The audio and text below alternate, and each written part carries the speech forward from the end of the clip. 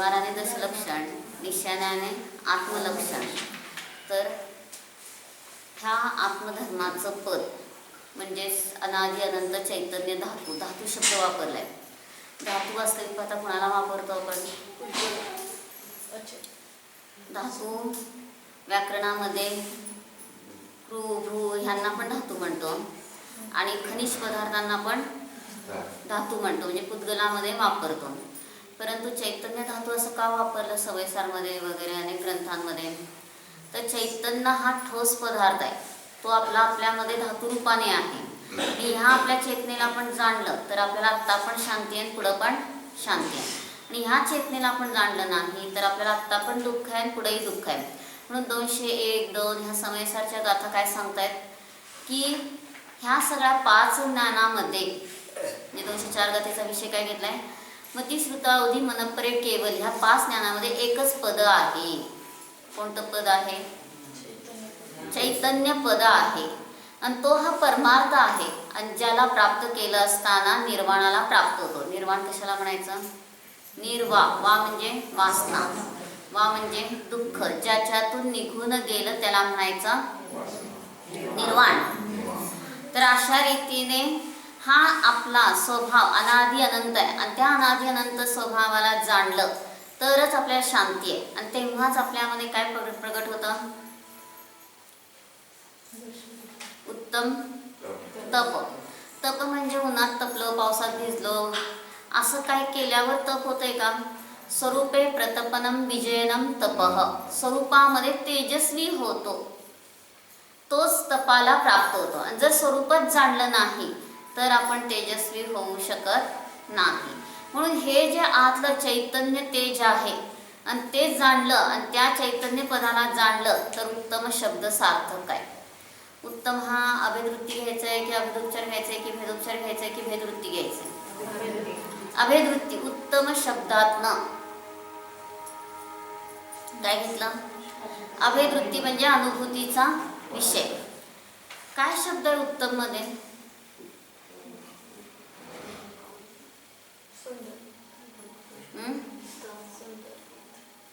उत्तम शब्दामध्ये काय शब्द आहे? उत अधिक तम. उत म्हणजे फोर्सेबल. आता तर्तम वाचक काय घेतलाय? तम शब्द घेतलाय. तम म्हणजे अंधकार कोणी केला तर सगळं चुकला. तर आतमध्ये अनंत गुणांचं तेज फोर्सेबल आहे आणि तोच उत्तम आहे आपला कारण परमात्मा. आणि तो उत्तम असलेला अनंत गुणांचा पिंड आणि त्याला जाणलं तर पर्यायामध्ये तप प्रगट होतं. तप ही कुठल्या गुणाची पर्याय आहे?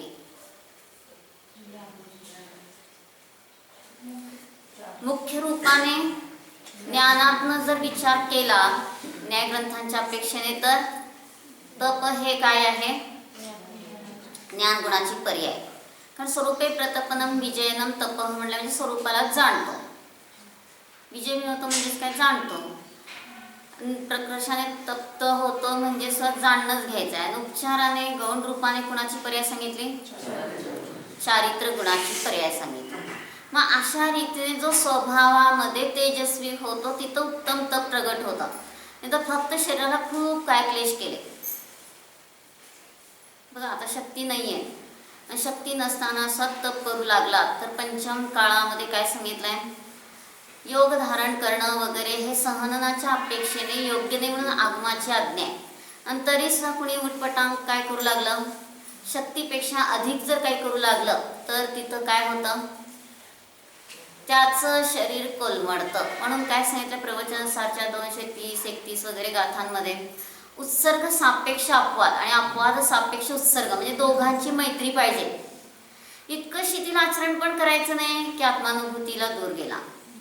आणि फक्त आत्मानुभूतीचाच एकांत करायचं नाही की म्हणजे निश्चयच फक्त केला आणि बाहेरचं सगळं सोडून दिलं, शरीराला काही बघितलंच नाही असा एकांत केला तरी कर्कश आचरण केलं तरी काय झालं? शरीराचं पतन झालं. म्हणून उत्सर्ग सापेक्ष अपवादचा अर्थ काय आहे? की इतकं शिथिल वागू नको की जेणेकरून तुझ्या चारित्र्यात दोष लागेल, आगमाच्या विरुद्ध होईल. आणि इतकं कर्कश करू नको की शरीराचं पतन होईल. आणि शरीराचं पतन झालं तर कुठलं गुणस्थान येणार? शरीराचं पतन झालं तर कुठल्या गुणस्थानात तो येणार? नित्यात्वात नाही, चौथ्यात जाईल की. देवलोकात गेला तर चौथ्यात जाईल. पण आता इथं मुनी आहे, 6व्या गुणस्थानात झुलतो आहे आणि अति कर्कश आचरण करून तो कुठे गेला? चौथ्यात गेला, म्हणजे असंयमात गेला. म्हणजे फायदा की तोटा आहे त्याच्यामध्ये? तोटाच झाला. म्हणून असा उत्सर्ग सापेक्ष अपवाद आणि अपवाद सापेक्ष उत्सर्ग याचा अर्थ काय? तर दोन्हींचा ताळमेळ ठेव. अति शिथिल पण नको आणि अति कर्कश पण नको. मग कसं करायचं? एखाद्या फुटपट्टीने कसं मोजायचं? अति कर्कश नको, अति म्हणजे आपली शक्ती न लपवता व्यवस्थित करेल तो कर्कश. आणि जिथं आता इतकं कर्कश करू लागला की त्यामध्ये काय झालं? शरीरामध्ये काय झालं? पतन होण्याची वेळ आली. तर तिथं तो मैत्री साधत नाही. बघा की दोन्हींचा सुमेळ असेल तरच जीव मोक्ष मार्गस्थ होतो आणि दोन्हींचा सुमेळ नसेल तर मोक्ष मार्गस्थ होऊ शकत नाही. म्हणून आपल्या ह्या चैतन्य पदाला जाणून आत तेजस्वी झालो तर 10 लाभ होता सांगितलं. ह्या पदाला जाणल्यावर काय सांगितलं होतं 204 गाथेमध्ये? की मतिज्ञान, श्रुतज्ञान, अवधिज्ञान, मनःपरेज्ञान, केवल ज्ञान हे ज्ञानाचे भेद आहेत. आणि हे भेद कसे आहेत? ते ज्ञान पदालाच प्राप्त होतात. म्हणजे सगळे ज्ञान नामानेच सांगितले जातात. आणि हा शुद्ध नयाचा विषय स्वरूप ज्ञान सामान्य आहे आणि ज्याला प्राप्त करून आत्मा मोक्षाला प्राप्त होतो. मग कोणते 10 लाभ होतात म्हणून सांगितलं? पहिलं सांगितलं की त्या आत्म्याच्या आलंबनानेच पदाची प्राप्ती होते. आता सगळ्यांचं पाठ आहे, पटापट सांगा. आत्म्याच्या आलंबनानेच पदाची प्राप्ती होते, भ्रांती नष्ट होते, आत्मलाभ होतो, अनात्म्याचा परिहार सिद्ध होतो. नंतर कर्माच्या उदयात मूर्छित होत नाही, रागद्वेष मोह उत्पन्न होत नाही, पुन्हा कर्म येत नाहीत, पुन्हा कर्म बांधले जात नाही, पूर्वी बांधलेले कर्म भोगून निर्जरा होते, संपूर्ण कर्माच्या अभावाचं निमित्त असताना साक्षात मोक्ष होतो. आता 10 लाभ परत एकदा रिपीट करा. पदाची प्राप्ती होते, भ्रांती नष्ट होते, आत्मलाभ होतो, अनात्म्याचा परिहार सिद्ध होतो, कर्माच्या उदयाचं निमित्त असताना मूर्छा होत नाही, रागद्वेष मोह उत्पन्न होत नाही, नवीन कर्मांचा आश्रय होत नाही, बंद होत नाही, पूर्वी बांधलेले कर्म भोगून निर्जरेला प्राप्त होतात, संपूर्ण कर्माच्या अभावाचं निमित्त असताना साक्षात मोक्ष होतो. म्हणजे किती फायदे पदाच्या प्राप्तीमध्ये. आणि आपण ह्या चैतन्य पदाला जाणणं आणि त्यामुळे आपली सगळी काय चालली आहे? सुदशा चालली आहे की दुर्दशा चालली आहे? सगळी दुर्दशा चालली आहे. म्हणून कर्म बलवान नाही होते. कुठं मूर्छित म्हणजेच तिथं कर्माच्या उदयात तो मूर्छा करत नाही. म्हणजेच तसं कर्म बलवान कधीच नसतात, अज्ञानीला पण नाही, ज्ञानीला पण नाही. पण तिथं आपण त्याचा उदय स्वीकारतो म्हणून मग ते बलवान झाले असं म्हटलं जातं. उपचार आहे हा. पण वास्तविक पाहता कर्म कर्माच्या ठिकाणी आहे, ज्ञान ज्ञानाच्या ठिकाणी आहे. ज्ञान ज्ञानाच्या योग्यतेने परिवर्तित होतं उपादानाने, कर्म कर्माच्या उपादानाने परिवर्तित होतं. आणि जर आपण कर्माने असं झालं तसं झालं, मग कर्माला जर दोष देऊ लागलो तर काय होईल? सगळं कर्माधीन होईल आणि जो परावर विसंबला त्याचा कार्यभाग संपला. मग कर्म विचारे कौन है भूल तेरी अधिकाई, अग्नि सहे घनघात लोहे की संगती पाई. म्हणजे अग्निच लोखंडाची संगती करते तेव्हा पिटली जाते. तसं आम्हीच कर्मांकडे बघतोय, कसा उदय आहे, चांगला आहे की वाईट आहे, त्यात रंजायमान होतोय आणि त्यामुळे दुःखी होतं. बघ, कुणी संयोगातल्या लोकांनी आपल्याला खूप अनुकूलता दिली, हुरळून गेलो, उदय स्वीकारला. नाही दिली अनुकूलता, लगेचच क्रोधित झालो, तोही उदय स्वीकारला. दोन्ही अवस्थेत ते ज्ञेय आहे आणि मी फक्त काय आहे? न्यायक आहे. असं जर आपण तिथं भेदविज्ञान करून स्वतःच्या स्वरूपाचं संवेदन केलं तर आपल्याला आत्ता पण शांती आहे, पुढं पण शांती आहे. आणि जर आम्ही स्वतःच्या स्वरूपाचं संवेदन केलं नाही तर आम्हाला आत्ता पण दुःख आहे, पुढं पण दुःखच असणार. म्हणून ह्या सगळ्या चारही अनुयोगांचा एकच सार आहे, चैतन्य स्वरूपाचं वेदन करणं, सम्यक दर्शन प्राप्त करणं आणि अतींद्रिय आनंद भोगणं. म्हणजे प्रत्येक अनुयोगचा अर्थ काय? अनुसारे युज योज. युज धातूचे दोन अर्थ सांगितले, जोडणे आणि समाधी. एका द्रव्यात असतं तेव्हा काय अर्थ घ्यायचा? समाधी. आणि दोन द्रव्यात असतं तेव्हा जोडणे. मग एका द्रव्यात आहे ना, आता इथं अनुयोग म्हणजे आता बाहेरचे चार अनुयोग, प्रथमानुयोग वगैरेची विवक्षा घेतली तर हे अगदी स्थूल झालं, मग तिथं जोडणे अर्थ लागेल. पण ते जे आम्ही भाव रूपाने भावभंगी तयार करून आतमध्ये चिंतनशील झालो, द्रव्यानुयोगाचा विषय, चरणानुयोगाचा विषय, कर्णानुयोगाचा विषय, प्रथमानुयोगाचा विषय, आणि असं चिंतनशील होऊन स्वतःचं वेदन केलं तर खऱ्या अर्थाने युजचा अर्थ समाधी झाला. म्हणून श्लोक वार्तिककारांनी त्यामध्ये अर्थामध्ये त्यांनी घेतलंय की युज म्हणजे समाधी आणि जोडणे. म्हणजे एका द्रव्यातला युज आपल्याला प्रयोजनभूत आहे. समाधी म्हणजे खूप वेळा असं शांत बसलो 2 तास 4 तास तर समाधी असा अर्थ घ्यायचा नाही. समचं अधिष्ठान, एका सेकंदाचा 10वा भाग इतक्या छोट्या क्षणासाठी जरी आपण स्वरूपाचं संवेदन केलं तरी तिथं काय झाली? समाधी झाली. नाही तर सगळे समाधी म्हणलं की पटकन कुठं जातात? मुनींनाच होते, मग ते काय 6व्या-7व्या गुणस्थानात होते, मग हळूहळू म्हणतात कुणी आर्यंतांनाच होतं, मग हळू म्हणायचं परत सिद्धांनाच होतं. म्हणजे हे काय झालं? जिनागमाचा सारभूत अर्थ ग्रहण केला नाही. म्हणून समचा अधिष्ठान म्हणजे एका क्षणाचा जरी तो आतमध्ये उपयोग करतोय, एका सेकंदाचा 10वा भाग महाराजजी म्हणायचे, तर तेवढा क्षण जरी आतमध्ये उपयोग लावला तरी समाधी झाली. असं समचं अधिष्ठान प्राप्त झालं तर मोक्ष मार्गस्थ होता येत आहे. आणि समचं अधिष्ठान प्राप्त झालं नाही तर आपण मोक्ष मार्गस्थ होऊ शकत नाही. म्हणून प्रत्येक क्षणी मी माझा ज्ञाय भगवान आत्मा आहे आतमध्ये लगेच दृष्टी टाकायची. पण आपण कुठं असतो? विभावात. चांगलं झालं की हसायचं, वाईट झालं की रडायचं. शरीर चांगलं काम करताय म्हणलं की हुरळून जायचं, आणि जरा रोगी झालं की दुःखी व्हायचं. तर ह्या दोन्ही अवस्थेमध्ये मी ह्यापासून भिन्न जाणणारा चैतन्य धातू आहे. आणि असा आतमध्ये आपला चैतन्याची घनपिंड आत्मा शाश्वत आहे, त्याला काहीच होत नाहीये, कधीच काही होत नाही, रोग होत नाही, काही होत नाही. आणि असा जो अनादि अनंत शुद्ध आहे, निरामय आहे, आणि त्या आत्म्याला जाणलं तर आम्हाला हे 10 लाभ आमच्या जीवनात उतरले. पण ते 10 लाभ सांगितले आता अगदी पटापट सांगायचं. पहिला लाभ पदाची प्राप्ती, पण ते कशाने होते हे सांगितलंय. त्या ज्ञानाचं आलंबन घेतल्यानेच पदाची प्राप्ती होते.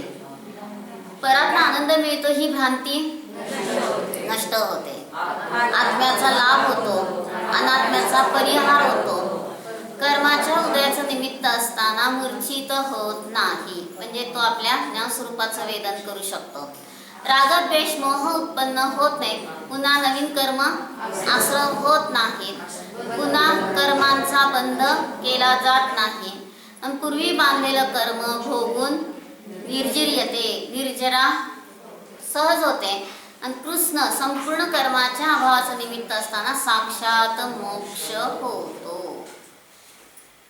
आज काय सुगंधदशमी, कशासाठी करायची सुगंधदशमी? त्या व्रतकथेत लिहिलेलं असतं तिचं शरीर सुगंधी झालं अंकतम, त्याच्यासाठी करायची. तर आमच्या चैतन्याचा गंध भोगण्यासाठी आम्ही केलंय. अनंत व्रत पण आजच सुरू झालं ना. अनंत व्रत म्हणजे अनंतनाथांचं व्रत. तर व्यवहार न्यायाने तसं म्हटलं जाईल, पण वास्तविक पाहता अनंत, अंत नाही, एंडलेस असे आपले जे अनंत गुण आहेत त्या निज स्वरूपाचं सेवन केलं तर निश्चयाने व्रत झालं. म्हणून व्रतेती दोष टाकणं. मग सर्वात सिद्धीमध्ये घेतलंय व्रत 2 प्रकारचे आहेत, प्रवृत्तीरूप व्रत आणि निवृत्तीरूप व्रत. संवराच्या प्रकरणात पण व्रत घेतलाय आणि आश्रवबंधाच्या प्रकरणात पण व्रत घेतलाय. मग आश्रवबंधाच्या प्रकरणात कुठलं व्रत येत आहे? प्रवृत्ती. शुभामध्ये प्रवृत्ती करतो ते झालं प्रवृत्तीरूप व्रत, आणि त्या आश्रवबंधाला कारण आहे.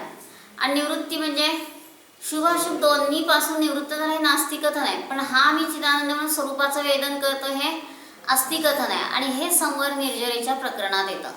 म्हणून यातनं काय आहे की व्रत तर आम्ही सगळी सगळी करायला बसलोय, परंतु त्यामध्ये त्याचा गाभा काय, तर एक स्वरूपाचं वेदन करणं, संवेदन करणं. आणि हे संवेदन जर केलं तरच आम्हाला ही सगळी व्रतं वगैरे समजली. स्वरूपाचं संवेदन केलं नाही, देखादेखी सगळे करतात म्हणून आपण पण केला. ती माँ डोळे झाकून बसली की ते नातू पण डोळे झाकून बसतो. ती दर्शन करायला की हळूच बघतो, उघडले का, तिनं हात सोडलेत का, डोळे उघडलेत का, लगेच आपण पण करतो. सम्यक दृष्टी की मिथ्या दृष्टी नातू? 8 वर्षाच्या आतला आहे, मिथ्या दृष्टीचा आहे. म्हणजे आई करते किंवा माँ करते तशी फक्त क्रिया करतोय, परंतु आतमध्ये त्याचं रहस्य आहे का, असं भगवंताचं दर्शन घेतलं, लगेच असं आत जाणलं, लगेच स्वभावाकडे आलो, अनुभूती घेतली. होतंय का असं? एक जिनदर्शन बस आहे फक्त सम्यक दर्शन होण्यासाठी. पण आम्ही किती केले, एखादी जर काय सांगितलं, दिवसभरात इतकेच नमस्कार करतो, साष्टांग दंडवत का काय तरी मध्ये मागे एक मनुष्य आला होता आणि इतकेच नमस्कार करतो. मग इतके सगळे नमस्कार केलं. खूप जण शिखरजीची यात्रा वारंवार करतात, 108 वेळा शिखरजीला गेलं तर मोक्षात जातो. मग 108 वेळा कशाला जायचं एवढं लांबून, तिथंच थांबायचं आणि तिथंच 108 वेळा करायच्या वंदना, एका भोवातच जातो. जसं ते गणित सांगितलं होतं की नाही, त्या वैद्यांनी सांगितलं हे 3-3 वेळा डोस घ्यायचे आणि 4 दिवस घ्या आणि 12 डोस झाल्यानंतर तुम्हाला बरं वाटेल 4थ्या दिवशी. तो म्हणाला 3 चोक 12 डोस आत्ताच घेतो एका क्षणात आणि आत्ताच बरं होतो की, आणि झालं. त्यांनी सगळं गणिती असतो तो, आणि गणिताप्रमाणे त्यांनी तसं गणित करून लगेचच सगळी बाटली संपवली आणि जास्तच काय झाला, रोग वाढला. तसं आम्ही मतितार्थ समजत नाही आणि त्यामुळे काय होत आहे की अशा रीतीने 108 वेळा वंदना केली तर आम्ही मोक्षाला जाणार. पण त्या वंदनेमध्ये गाभा काय आहे, स्वभावाला जाण, आणि स्वभावाला जाणून वंदना केली तर सार्थक्य आहे. आणि स्वभावाला जाणलंच नाही, किती वेळा गेलो. म्हणून जो भावपूर्वक वंदे कोई, भावपूर्वक शब्द हा कशाचा आहे, शुद्धोपयोगाचा वाचक आहे. अनुभूतीपूर्वक वंदना करतो तो जीव मोक्षाला जातो, आणि अनुभूती केली नाही तर तो मोक्षाला जात नाही. मग सारखं काय करायचं, तप करायचं, लगेच बघायचं कर्म हलके झाले का. कर्म आपल्या ज्ञानाचा विषय तर नाही. कशाचा विषय कर्म, अवधी ज्ञान वगैरेंचा विषय आहे. मग असं ध्यानाला बसायचं आणि परत बघायचं कर्म काय निघून गेलेत की नाही, समर्पूर्वक निर्जर झाली की नाही. आणि असं करणाऱ्याला कधीच सम्यक दर्शन पण नाही, समर्पूर्वक निर्जरा सुद्धा नाही. ती गोष्ट मागं सांगितली होती ना की त्या थंडीच्या दिवसामध्ये काही लोक यात्रा करत चाललेले असतात आणि एका झाडाखाली बसून शेकोटी पेटवली आणि ऊब मिळाली त्यांना, आणि ते काही माकडांनी पाहिलं. मग त्यांनी ते निघून गेल्यानंतर काय केलं, तसाच सगळा तो काय कचरा गोळा केला, म्हणजे काय असतं गवत वगैरे वाळलेलं ते गोळा करून घेतला. आणि आता लहान काय टाकायचं, त्यांच्याकडे काय काडेपेटी नव्हती, म्हणून कुठनं काजवे आणून त्यात टाकायला सुरुवात केली आणि हातवारी करायला सुरुवात केली. ते जसं ऊब घेताना हात हलवत होते तसं ते सगळे ॲक्शन करू लागले आणि त्यांना काय ऊब मिळेना आणि ते वैतागले की काय प्रकार आहे हा, काय झाला.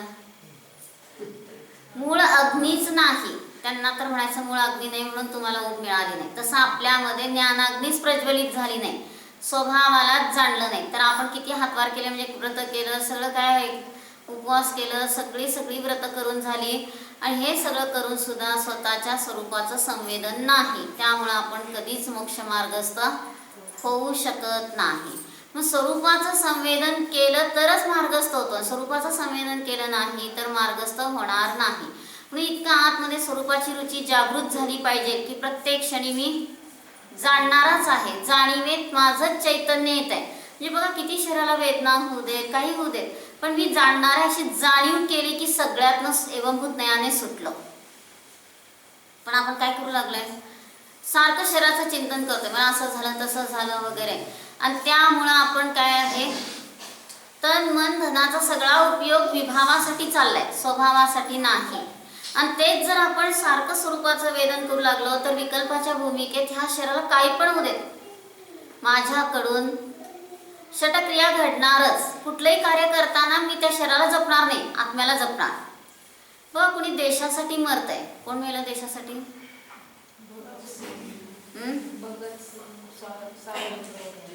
पुष्कळ जण असे म्हणजे काय म्हणतात क्रांतिकारी वीर असतात वगैरे, त्यांनी देशासाठी काय केला, जगले.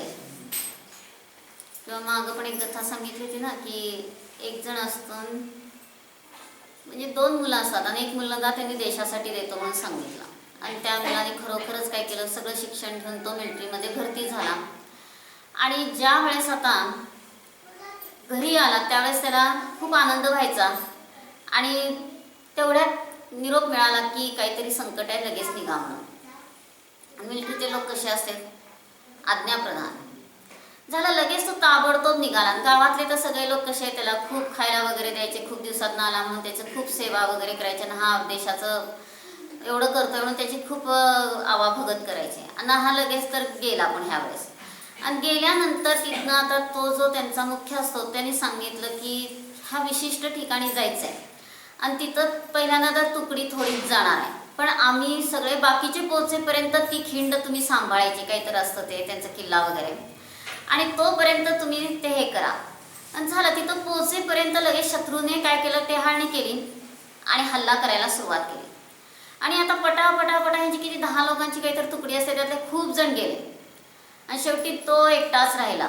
एकटा राहिला तरी सगळे बाकीचे येईपर्यंत तो लढत होता तशा अवस्थेत. आणि नेमके ते सगळे मुख्य त्यांचे जे असतात ते सगळे तिथं पोचले आणि त्याचे प्राण गेले. म्हणजे कशासाठी त्याने केलं प्राण, त्या देशाच्या प्रेमासाठी. आम्ही करतो का धर्मासाठी वगैरे, म्हणजे बघा, धर्मासाठी देशासाठी केलं तर ते अशुभासाठी गेलं, धर्मासाठी केलं तर शुभात गेलं. आणि स्वभावाला जाणण्यातच आमचं प्रत्येक क्षण जाऊ दे असं जर केलं तर शुद्ध स्वभावासाठी केलं. बघा, शरीराला जरा काय झालं की आपण म्हणतो असं झालंय तसं झालंय, मला जमत नाही हे करायला ते करायला, लगेच आपण काय करतो, शरीराचीच रुची करतो. किती होऊ दे, शरीराला त्रास होऊ देत, दुखू देत, चक्कर येऊ देत, नाहीतर अजून काय आता सल्लेण्याची वेळ येऊ देत, तरी सुद्धा आम्ही हा तन मन धनाचा उपयोग कशासाठी करणार आहे, धर्मासाठी. व्यवहार नयाने धर्मासाठी, निश्चय नयाने स्वभावाला जाणण्यासाठी. आणि इतकं जर आपण पेटून उठलं तर शरीरात रोगच राहणार नाही. बघा, प्रयोग करून हा रोग का झाला, माझ्याच चुकीने झालेला आहे, माझ्याच विकृत परिणामाने झालाय. मी कधीतरी देवशास्त्र गुरूंची निंदा केली आहे किंवा भोगाची रुची केली, औषधदान केलं नाही, सेवा केली नाही, सारखं मौज मजा करण्यामध्येच आमचा वेळ गेलेला आहे. आणि आमच्याकडनं तसं अजून घडतं की नाही, तसं खूप वेळ असतो तरी आम्ही कुठं असतो सगळेजण. फक्त सासवांनीच दान वगैरे करायचं असं नाहीये, सगळ्यांनी प्रत्येकाने शिकायचं प्रत्येक क्रिया. म्हणजे आम्हाला हे जर प्रत्येकाला येऊ लागलं तर हा धर्म टिकणार आहे. आता सासूबाई गेल्या स्वर्गाला आणि काय करायचं, पुढं बोलवायचं आता आम्हाला कसं काय काय करायचं ते शिकून जाऊ एकदा, येतील का परत. म्हणजे प्रत्येकाला प्रत्येक गोष्ट यायला पाहिजे. तर पूजा करताना सासूबाईंनी सगळं करायचं मागचं पुढचं, फक्त आपण म्हणायला बसायचं. आणि नेमकं कधी सासूबाई नाही तर रविवार व्रत आपलं काय, आता कोणच भेटत, सगळ्या घरात जाऊन आला, कोणाची राहिले का पूजा तुमच्यावर मी करतो म्हणून, आणि कोणच भेटत. आणि काय करायची, पूजा करायची की नाही त्या दिवशी. मग म्हणजे प्रत्येक क्रियेमध्ये आम्ही काय पाहिजे, पारंगत पाहिजे. म्हणून आमचं हे शरीर मिळालंय तर ह्याचा उपयोग आम्ही संपूर्ण तन मन धन याचा स्वभावाला जाणण्यासाठी प्रथम उपयोग करणं हे निश्चय धर्म आहे. आणि विकल्पाच्या भूमिकेत बाहेरचं करतो तर तो व्यवहार धर्म झाला. आणि करताना कसं सांगितलंय, अगदी प्रमोदाने केलं तर उपयोग आहे. बघा, एकेकांना तर सासूबाईला खूप त्रास होता म्हणून सेवा करायला बसला आणि डोक्यात काय, माझी आत्ताची वेळ TV बघण्याची, आणि हे काय मध्ये चाललं अडथळा, आता बोलू तर काही शकत नाही. आणि त्या म्हणाल्या आज मला TV पाहायचा नाही. मग त्यांना दुसऱ्या खोलीत घेऊन गेलो आणि तिथून काय TV दिसेना. मग काय करायचं, चिडचिडत काय करायचं, सेवा करायची. आणि तेवढ्यात कोणतरी आली त्यांची मैत्रीण की बसवलं तिला आणि आपण सटाकलो. म्हणजे बघा सगळीकडे कला कशी चालली आहे, विभावासाठी. म्हणजे मनातच नाहीये, त्यामुळं कोण दुसरा करतंय का आधी बघायचं, आणि करत नसलं तर आपण करायचं. म्हणजे ही सगळी काय आहे रुची, विभावाची. आणि ह्या विभावाच्या रुचीनेच आमचं काय चाललंय, सगळा जीवनाचा वेळ वाया चालला. म्हणजे संपूर्ण जीवन आम्ही काय करतो, विभावातच खेळत राहतो. लहान मुलं भाऊला भाऊली घेऊन खेळतात आणि आम्ही बोला की पटकन विभावांना घेऊन खेळत बसतोय. आणि विभावांमध्ये इतका अडकतो की ते विभाव म्हणजे जीवन वाटतं. म्हणून बघा कुठलंही व्रत करताना पहिल्यांदा काय सांगितलंय, कंकण बांधलं म्हणजे मी साधूसारखं आहे, आता घरामध्ये माझा काही संबंध नाही. नुसतं आपण काय करतो, कंकण बांधायचं, पण आत भावना कशी आहे, ही माझी आई आहे, हे माझे भाऊ आहेत, अशीच भावना राहिली आणि फक्त कंकण का बांधलं तर सगळीकडे आपल्याला शिवायला मिळावं, एवढ्यासाठी फक्त कंकण बांधलं. परंतु आतमध्ये भेदविज्ञानाची धारा नाही. कंकण हे साधूसारखं का झाला तर आता माझा कोणाशीच संबंध राहिला नाही. घरात सुद्धा कुणी मेलं जगलं तरी माझा संबंध नाही. साधूचा जसा कसा आहे वैराग्यपूर्णच व्यवहार आहे तसा माझा व्यवहार राहत असेल तर ते कंकण बांधलं, नाही तर फक्त रूढीने काय करतो, झालं एकदा ते काय घालायचं हातात, चांदीचं असेल तांब्याचं असेल काहीतरी याड, आता कंकण बांधलंय आता आणि परत सगळीकडे खेळत बसतो, गाडीवरनं पण जातो वगैरे. म्हणजे साधूसारखं म्हणजे त्यात सगळाच अर्थ आला, साधूंना वाहनाचा त्याग आहे. मग तसं त्या कंकण घातलेल्या दिवसात वाहन वापरणार नाही, ब्रह्मचर्य, कुठलं ना कुठलं तरी व्रतानुष्ठान चालू आहे. आणि असं असेल तर तिथं ते कंकण बांधलं. जर फक्त काहीतरी आम्हाला करायचंय थोडंसं इकडं तिकडं म्हणून त्याच्यासाठी मोकळीक मिळावी म्हणून केलं तर चुकलं. म्हणून इथं सगळ्या क्रियेचा अर्थ समजून घ्यायचा आहे. म्हणून ते भेदविज्ञानाचं प्रतीक आहे. म्हणजे जसं साधू निरपेक्ष आहेत, निरालंब आहेत, आत्मनिर्भर जीवन जगतायत, तसं मला जगायचं आहे असा अर्थ समजून बांधलं कंकण तर उपयोग आहे. म्हणून हे कसं आहे की जर आम्ही आमच्या स्वतःच्या स्वरूपाची साधना केली तर हे बाहेरचे सगळे विभावाच्या रुचीचे भाव संपले. आणि शरीराला खूप सांभाळून ठेवला. आणि एवढं करून तरी काय होतं बघ, खूप लोक आश्रमात जास्त जगत असतात आणि एवढं करून तरी शरीर ते शेवटी राहतं की जातं सोडून, त्याला जातच. म्हणजे शरीर हे काही आमच्याबरोबर कायम राहणारा नाही.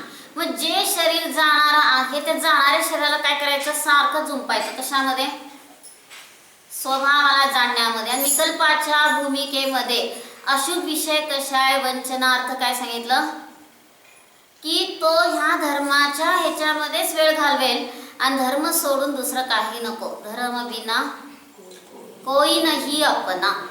धर्म सोडून ह्या जीवनामध्ये कोणच आपलं नाहीये. आपल्याला वाटतंय हे माझे, मी त्यांचा आहे, ते माझ्यासाठी एवढं करतात, मी त्यांच्यासाठी एवढं करतो. सगळा भुलैया. सगळे फक्त काय आहेत, स्वार्थाचे सोबती आहेत. मग बघा काही भक्त गेले आणि एका महाराजांना खूप प्रश्न विचारायला लागले. आणि मग ते महाराजांनी काय सांगितलं, एक भाकरी देऊन 2 भाकरी काढून घेतायचं. म्हणजे काय चाललंय, म्हणजे त्यांना काही होतंय का, त्यांच्या रत्नत्रयामध्ये काही बिघाड आहे का, काही विचार करत नाही. फक्त काय चाललीये, प्रश्नाची सरबत्ती. आणि मग त्यांनी तिथं त्यांना सांगितलं असं नसतं, असं काहीतरी संकेत केला आणि संपलं. म्हणजे तसं आपल्याला पण काय पाहिजे, फक्त शिकायला पाहिजे, माल पाहिजे, परंतु बाकी काही नको, औषधदार नको, सेवा नको, काही चर्या नको. असं जर आपण ह्या दृष्टीने आपल्या जीवनाला मोल्ड केलं तर आपलं जीवन वाया चाललंय. म्हणून फक्त आपली रुची कशी आहे, ध्यान आणि ज्ञानामध्ये. षटक्रियेमध्ये कसं आपण सॉर्टिंग करतो, हा ठीक आहे, पूजा एक चांगली आहे, देवपूजा.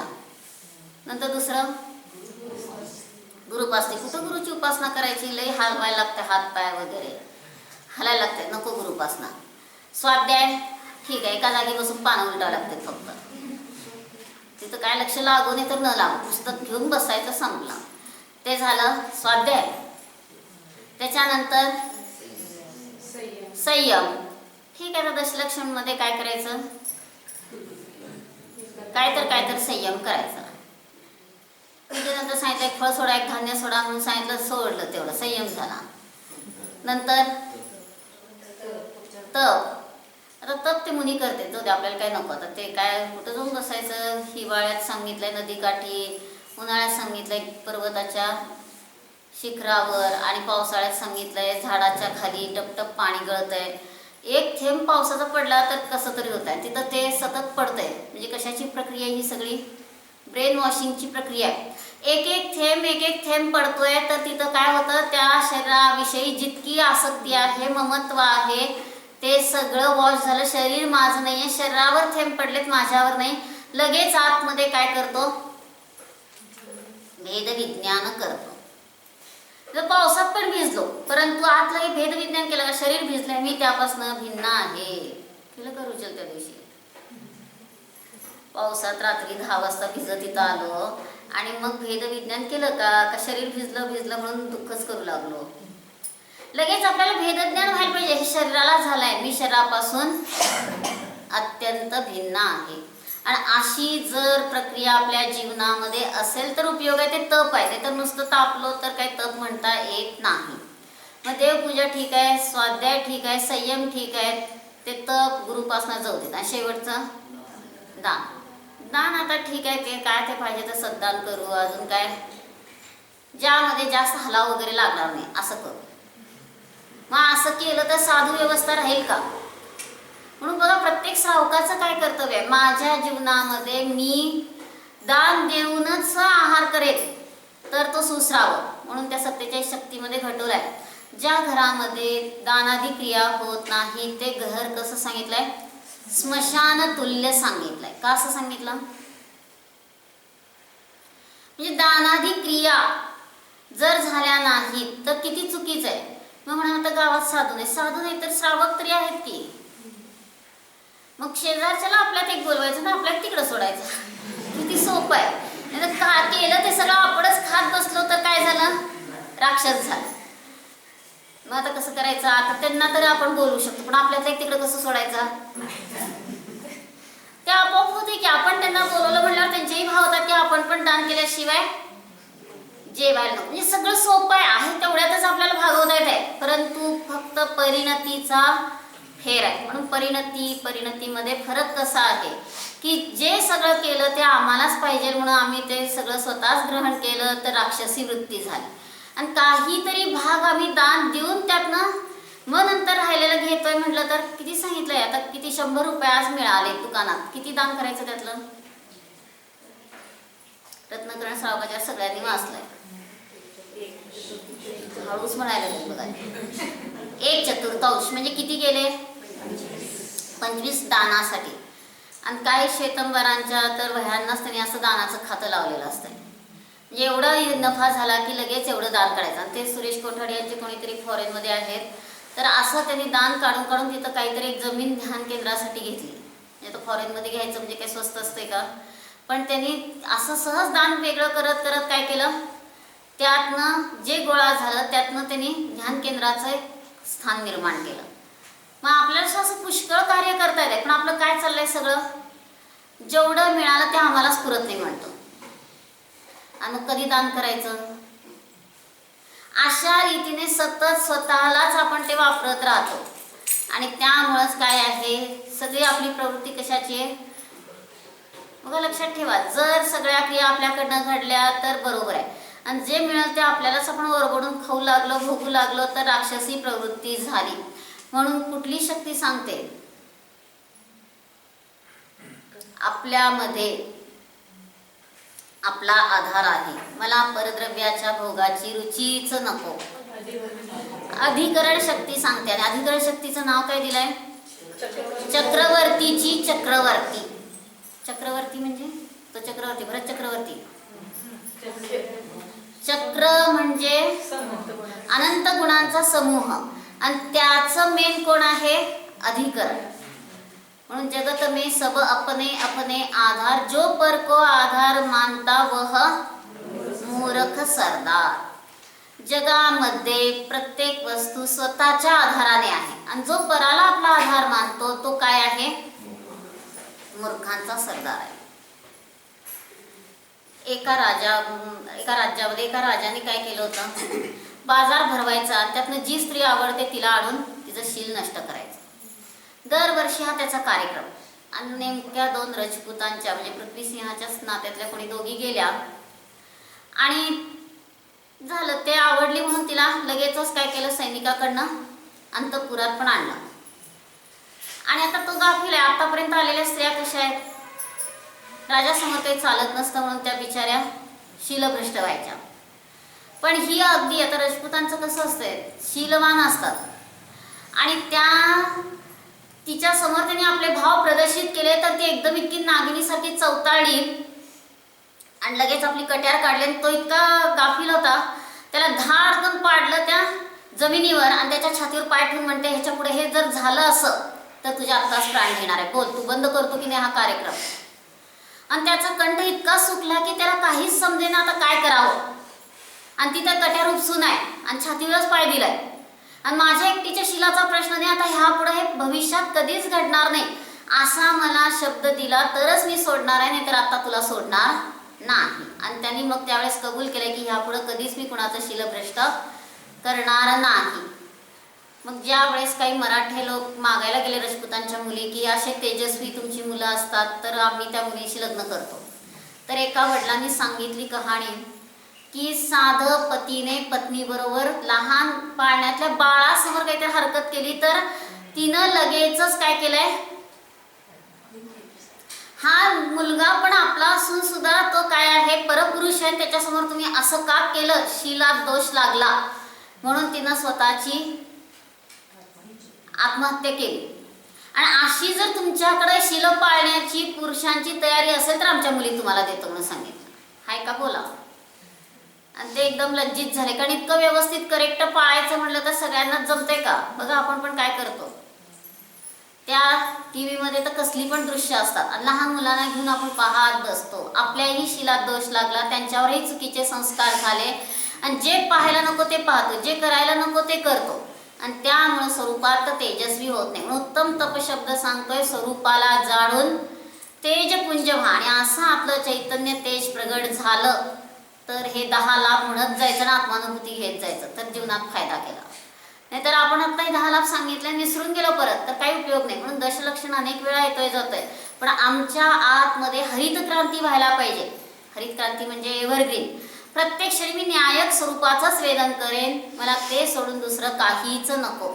आणि इतकं आतमध्ये स्वभावाचं वेदन झालं तर उत्तम तप सहज प्रकट झाला. म्हणून उत्तम ह्या शब्दाने अभेदवृत्तीचा विषय सांगितला आणि आपास्मतीश्रुत प्रमाणात्मक साधनाने काय केलं, स्वतःला विषय करून जाणलं तर अतिंद्रिय आनंद आत्ताच धोधो प्रगट होतो. बाहेरच्या भोगाची विलासाची रुची सहज संपली.